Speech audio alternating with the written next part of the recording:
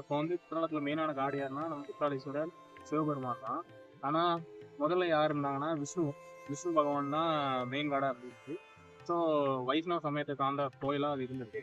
அப்போ ஒரு நாள் அகஸ்தியர் என்ன பண்றாரு அப்படின்னா கோயிலுக்கு வந்து இங்க வந்து வந்திருக்காங்க, கோயிலுக்குள்ள நுழைய ட்ரை பண்ணும்போது அவர் வந்து சைவ சமயத்துக்காங்க, அதாவது அவர் வந்து சிவனை கும்பிடுறதுனால அவரை உள்ள யாருமே அலோவ் பண்ணல.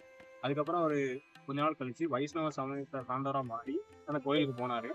ஸோ அந்த கோயிலுக்கு போய் என்ன பண்ணாருன்னா நம்ம சிவபெருமான் அந்த விஷ்ணு பகவான் அந்த கோயில இருந்த விஷ்ணு பகவானோட சிலையை தலையில கையை வச்சு அழுத்தி அழுத்தி லிங்கமா ஆக்குனதா கூறப்படுது.